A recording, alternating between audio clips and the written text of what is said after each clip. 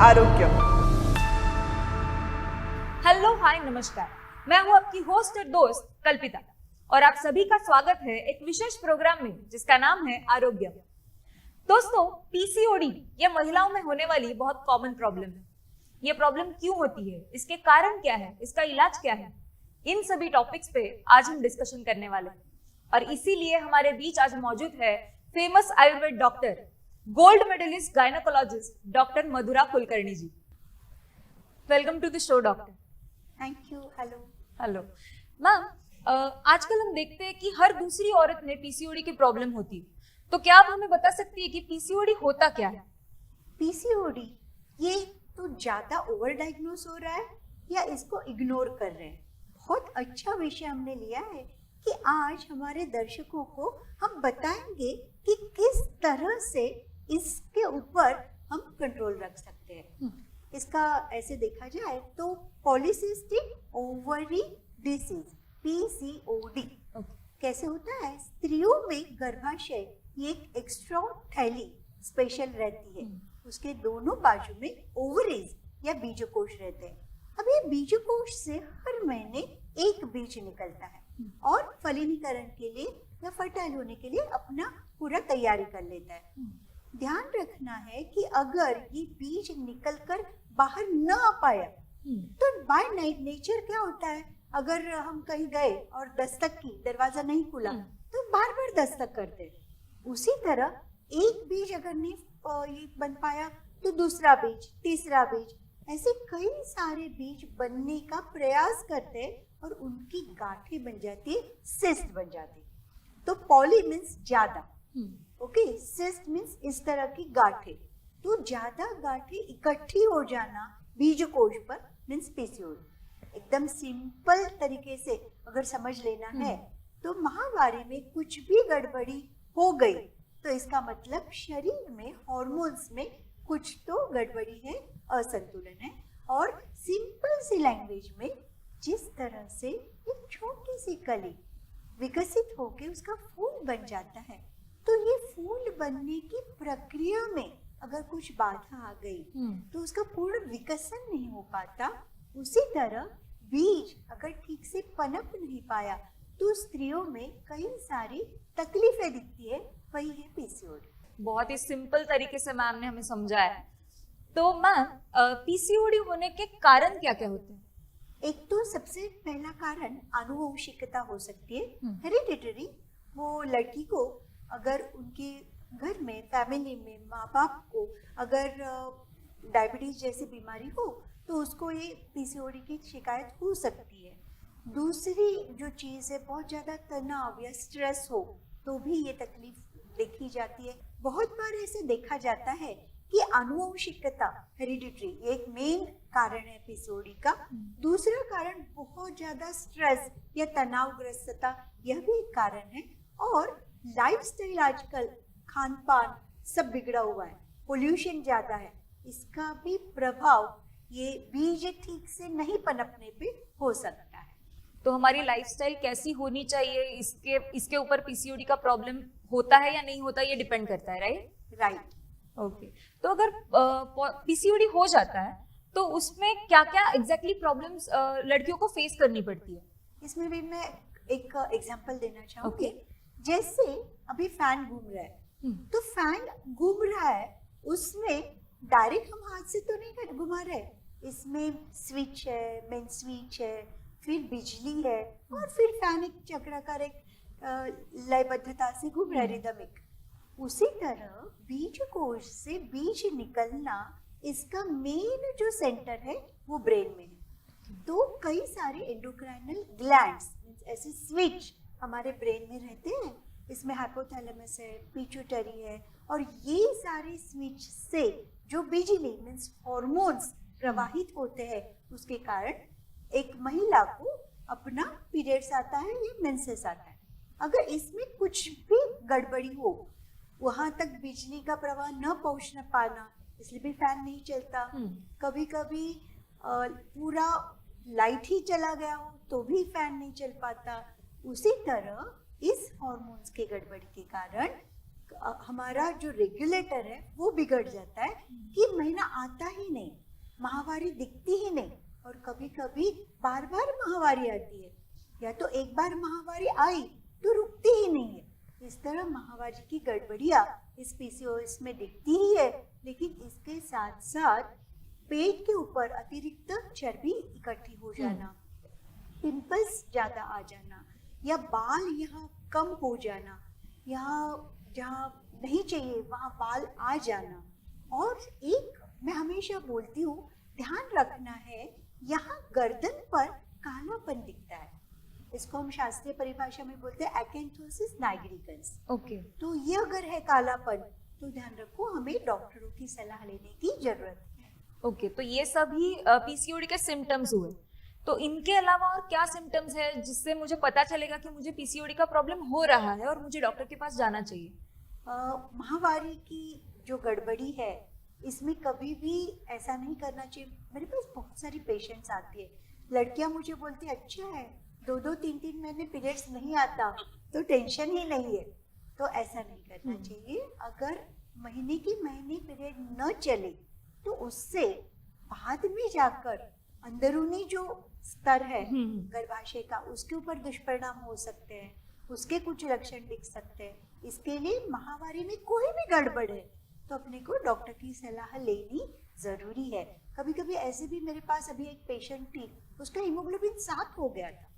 तो मैं वही सोची कि क्यों इतना हीमोग्लोबिन कम, एकदम कमजोर सी हो गई थी, क्योंकि उसको पीरियड्स महीने में 2-3 बार आ जाते थे और उसमें ब्लीडिंग भी ज्यादा हो जाता था और गांठें जाना, ब्लीडिंग ज्यादा जाना, इसके कारण हीमोग्लोबिन कम होता गया। तब तक उसे समझा ही नहीं कि इसके लिए हमें डॉक्टर की सलाह लेने की आवश्यकता है। तो ऐसा न करें, क्योंकि ये जो गर्भाशय है, ये गर्भाशय स्त्री शरीर के व्यक्तिमत्व का सबसे इम्पोर्टेंट चीज है। आपको मालूम है, मन और गर्भाशय एक ही है। अच्छा, हम बोलते हैं हिस्टेक्टोमी, हाँ। गर्भाशय निकालने के लिए, हाँ। और जो मन की तकलीफें होती है हिस्टेरिया। तो ये जो हिस्टेर शब्द है वो है मन। ओके, तो अपने मन की जो भी बाधा है वो गर्भाशय पे तकलीफ देती है और गर्भाशय की बाधा मन पे प्रतिबिंबित होती है। ओके, तो आप चिड़चिड़ापन आपको महसूस होना, कमजोरी होना, आलस आना, थकान होना, नहीं, आप इसके ऊपर इग्नोर न करें, डॉक्टर की सलाह जरूर लें। तो घरेलू उपाय करने से अच्छा है हम एक्सपर्ट के पास जाए और उनकी सलाह लें। एकदम से बराबर। घरेलू उपाय आप बोले तो मुझे एक याद आया कल्पिता, बहुत बार ऐसे होता है ना कि आजकल लड़कियां लैपटॉप, गूगल, ये सारे इसमें बहुत टेक्नो सेवी रहती है, तो खुद ही डायग्नोसिस कर लेती है कि मुझे पीसीओडी है, और फिर उसके लिए क्या क्या करना है वो भी कर लेती है। इसमें उसको ध्यान रखना है, ठीक है पीसीओडी एक डिसीज हो गया, एक तकलीफ हो गई, लेकिन हर लड़की अलग है, हर लड़की की प्रकृति अलग है, हर लड़की का व्यक्तिमत्व अलग है, तो ये पीसीओडी का एक्सप्रेशन भी अलग होता है। जैसे हम बात कर रहे थे कि क्या क्या सिम्टम्स होते हैं, ये तो मैंने जस्ट बुकिश सिम्टम्स बोल दे, लेकिन हर एक व्यक्ति में, हर एक लड़की में इसका अलग से भी हमें दिखाई देता है, तो वो डॉक्टर ही डायग्नोस कर सकता है। ओके, तो इसके लिए आप खुद, उपचार तो आगे की बात होगी, खुद का डायग्नोसिस खुद न करे कृपा करके। ये बहुत बार ऐसा भी होता है, फ्रेंड्स में चर्चा होती है, अरे मेरे पीरियड्स इरेगुलर चल रहे हैं, हाँ मुझे भी वही तकलीफ थी, तो मेरी मम्मी मुझे डॉक्टर के पास लेके गई, उसने बोला कि आपको पीसीओडी, तुझे भी जरूर पीसीओडी होगा, चल तू ये भी गोली चालू कर दे। ऐसा भी बहुत बार होता है। तो अगर पीरियड्स में प्रॉब्लम हो तो जरूरी नहीं है कि हमें पीसीओडी ही होना चाहिए, राइट? बहुत अच्छा क्वेश्चन पूछा कल्पिता। मेरा हमेशा से सबको वही कहना है कि ओवर डायग्नोसिस हो जाता है पीसीओडी। कुछ भी पीरियड्स की समस्या हो, प्रॉब्लम हो, तो लोग बोलते हैं मुझे पीसीओडी है और खुद का खुद इलाज करना चालू कर देते हैं। ध्यान रखना, एक स्त्री का पूर्ण स्त्री में रूपांतर होने के लिए बहुत सारे हार्मोन इन्वॉल्व होते हैं। अभी जो आपकी मालूमात का हार्मोन है थायराइड, वो थायराइड जो गले के यहाँ रहता है, थायराइड हार्मोन के स्राव का भी असंतुलन जब होता है उसके कारण भी माहवारी में गड़बड़ी हो सकती है। सिंपल सा तनाव होने के कारण भी पीरियड्स इरेगुलर हो सकते हैं। तो वो सारी चीजें ध्यान रखनी चाहिए। तो मैम, अगर पीसीओडी की प्रॉब्लम हो तो ऐसे में हमें क्या खाना चाहिए और क्या नहीं खाना चाहिए? कभी गलत खाने पीने से ही बीजकोश पर, ओवरीज में तकलीफें हो सकती है, ऐसा मैं देखती हूँ। तो 3 चीजें ध्यान में रखना है, कैसे खाना है, कब खाना है और कितना खाना है, बहुत ज्यादा जरूरी है। देखिए, बहुत बार अभी पार्टीज होती है, रात को खाना ज्यादा खाया जाता है, लेट नाइट्स होते हैं। ज्यादातर लड़कियों में जो ये तकलीफ होती है उसका मेन कारण है जो बाहर यूनिवर्स में, नेचर में चल रहा है उसके अपोज में जाना। तो खाना अगर लेट खाते हैं तभी रात को अपने ब्रेन से मेलेटोनिन नाम का हार्मोन सिक्रीट होता है। अभी मेलेटोनिन क्या बोलता है? सो जाओ, जरा शांत रहो। और हम लोग क्या करते हैं? डांस, पार्टी और खाना खाते मोबाइल या लैपटॉप पे ज्यादा होते हैं, स्क्रीन टाइम हमारा बढ़ जाता है। इसके कारण बॉडी कंफ्यूज हो जाती है और इसका भी एक स्ट्रेस आ जाता है जिसे हम ऑक्सीडेटिव स्ट्रेस कहते हैं। तो ये स्ट्रेस के कारण भी सारे हार्मोन्स गड़बड़ कर जाते हैं और रात को लेट खाने से बहुत बार ये पीसीओएस की समस्या बढ़ जाती है। तो कब खाना है ये भी इम्पोर्टेंट है। क्या खाना है, आपने जो क्वेश्चन पूछा उसमें मैदा, बेकरी के जो आइटम्स है, सिंथेटिक है, जो हम पैकेट खोल के खाते हैं, पैकेज फूड, वो सारे सिंथेटिक फूड तकलीफ वाले होते हैं। वो ध्यान में रख के तो भी बहुत सारी तकलीफें दूर हो सकती है। इसमें एक बात और ध्यान रखना है, जैसे मैं बोल रही थी कि कितना खाना है। हमेशा ऐसे होता है कि जितना जरूरी है उससे ज्यादा खाया जाता है। कब? जब हमारा खाने में ध्यान न हो तब। तो माइंडफुलनेस यह खाते वक्त अगर हम डेवलप करें तो कई तरीके से हम पीसीओएस को या हार्मोनल इम्बैलेंस को प्रिवेंट कर सकते हैं। मोबाइल पे देखते देखते, बातें करते करते, या तो कई सारे अलग अलग क्रेविंग्स आते हैं तो वो खाते हुए, कभी कभी तले हुए चीजें खाने की इच्छा हो जाती है, वो ज्यादा खाया जाता है। इसके कारण ओबेसिटी, शरीर के अंदर इन्फ्लेमेशन या सूजन बढ़ जाती है और बीजकोश, बेचारे ओवरीज, अपना काम ठीक से नहीं कर पाते। तो गलत तरीके से खाना यह पीसीओएस का एक मुख्य कारण है। तो ये अगर हटा दे तो हम इसको प्रिवेंट भी कर सकते हैं और कई स्तर पे हम उससे ट्रीटमेंट भी कर सकते हैं। आपने अभी क्रेविंग्स की बात की तो मेरा थोड़ा पर्सनल सवाल है। पीरियड्स के वक्त हमेशा ना कुछ मीठा खाने का या फिर कुछ बेकरी प्रोडक्ट्स खाने का मन बहुत ज्यादा होता है और मैं तो इतना खाती हूँ कि रुक ही नहीं पाती। तो ये क्रेविंग्स हमें पूरी करनी चाहिए या नहीं चाहिए? क्रेविंग्स होना, कल्पिता, ये हमेशा शरीर में जो अपना दुश्मन छुपा है वही करता है। क्योंकि कैसे है कि पीरियड में 3 स्तर पे हार्मोन बदलाव आता है। जैसे महीना चालू है, पीरियड्स चालू है, तभी अलग हार्मोन। जब बीज या ओवम बढ़ता है, पनपता है, वो अलग हार्मोन। और जब भी ओव्यूलेशन होता है, अलग हार्मोन। नए पीरियड की तैयारी होने के, मीन्स पीरियड आने के पहले के हार्मोन, ये अलग अलग है। तो पीरियड आने के पहले जो एस्ट्रोजन, मीन्स जो स्त्री भावों को तैयार करता है वो, और प्रोजेस्टेरॉन जो गर्भाशय के अंदर की लाइनिंग बनाता है, दोनों हार्मोन स्ट्राइक पे चले जाते हैं, नीचे चले जाते हैं। तो इसके कारण क्या होता है कि शरीर में एक अलग ही एनवायरनमेंट तैयार हो जाता है। उसमें दुश्मन पार्टी जरा ज्यादा ही अपना स्ट्रॉन्ग बन जाती है। तो ये जो क्रेविंग्स है, वो क्रेविंग्स कभी कभी हमारे अपोज में काम करती है और इससे ओबेसिटी बढ़ती है। उल्टा मैं क्या बोलती हूँ कि पीरियड आने के पहले ऊपर से नमक बंद कर दो, तली हुई चीजें मत खाओ, नमकीन मत खाओ, बेकरी प्रोडक्ट्स मत खाओ, क्योंकि तभी वाटर रिटेंशन हो जाता है। और अगर वाटर रिटेंशन के वक्त ये सारी चीजें खाने की इच्छा भी हुई और हमने खाई तो ओबेसिटी बढ़ जाती है और वापस पीसीओएस का प्रॉब्लम बढ़ जाता है। तो ध्यान रखना है स्पेसिफिकली ये जो क्रेविंग है ये हमारी दुश्मन पार्टी है या दोस्त पार्टी है, इसके ऊपर ध्यान रखना है, क्योंकि शरीर से कभी कभी सिग्नल आते हैं जो हमारे फायदे के लिए रहते हैं, लेकिन ये जो सिग्नल है वो गलत तरीके के सिग्नल है, तो क्या करें फिर? गर्म पानी पी ले। एक बहुत ही अच्छा नुस्खा है, सौंठ है, पिंच एक सौंठ है, वो गर्म पानी में ले लो और 1 चम्मच कैस्टर ऑयल ले लो पीरियड आने के पहले, जो एक्सपेक्टेड डेट है उसके पहले। इससे पेट थोड़ा हल्का साफ हो जाता है और जो डाइजेशन है वो सुधर जाता है। इसके कारण क्रेविंग्स कम हो जाते हैं। तो मीन्स दुश्मनों को हटा देना है। तो अगर क्रेविंग्स कम होने का तो तरीका आपने बता दिया, पर अगर फिर भी क्रेविंग्स हो रहे हैं तो उसके ऑप्शंस कुछ हो सकते हैं क्या? हाँ, बहुत सारे ऑप्शंस हैं जिससे हम बहुत दूर जा रहे हैं। पहले के जमाने में देखिए, जो हम खाना खाते थे वो जो आइटम्स है वो, और आजकल इसमें बहुत फर्क पड़ जाए। जैसे हम गेहूं का आटा ज्यादा खाते, गेहूं का आटा, इसमें जो अलग अलग पूड़ियाँ बनती है या सारी चीजें बनती है, उससे अच्छा सत्तू का आटा हमारी जो ब्रेन में सैटिस्फैक्टरी सेंटर है, समाधान केंद्र है, उसको हमको सपोर्ट करता है। तो हार्मोनल इम्बैलेंस कम होता है और वजन कम होता है। तो ध्यान रखो, सत्तू का आटा ज्यादा यूज करने चालू कर दी।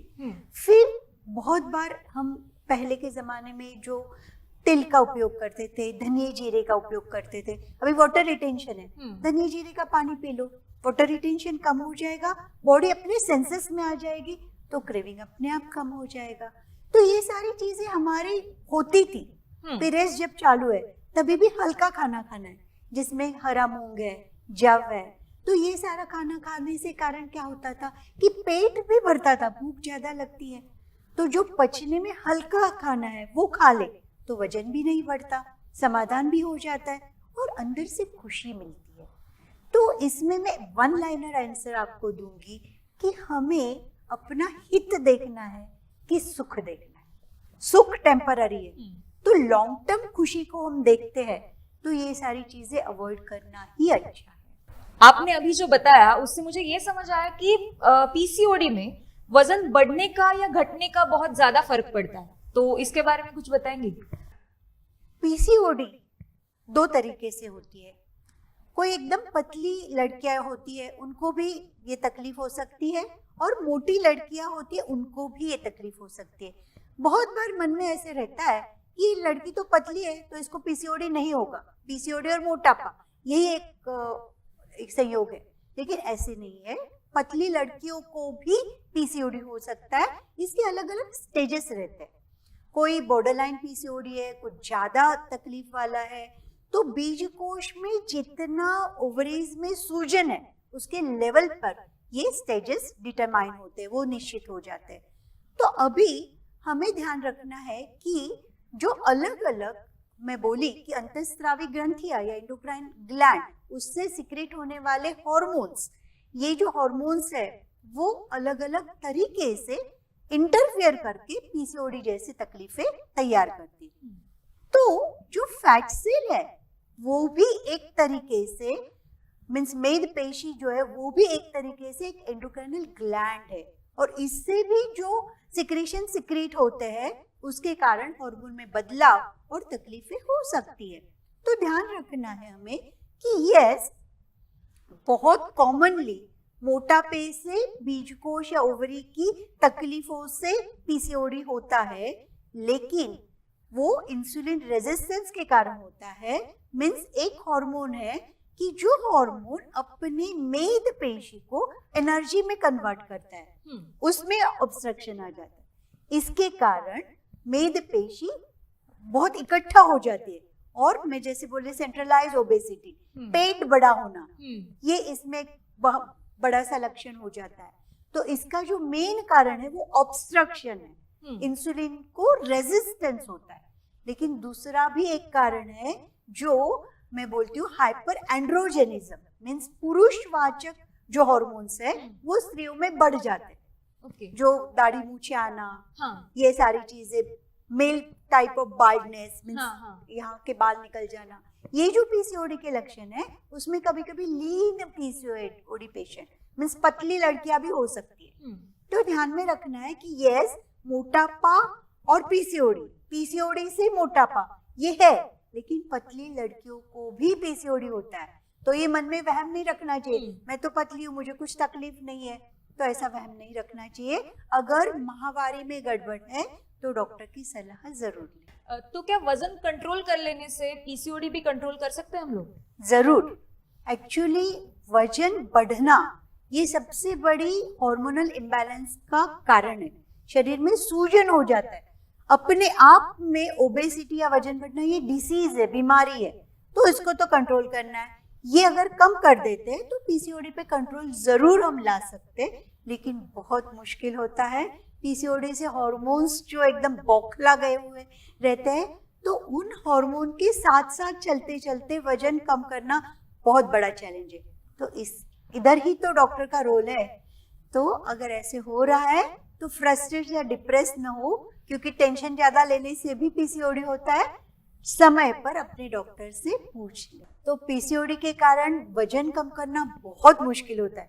अरे मेरे पास बहुत फ्रस्ट्रेटेड लड़कियां आती है, बोलती है डॉक्टर मेरी फ्रेंड जो है ना इतना खाती है फिर भी पतली है, मैं डाइट करती हूँ, एक्सरसाइज करती हूँ, सारी चीजें करती हूँ, लेकिन मेरा वेट ही नहीं कम होता।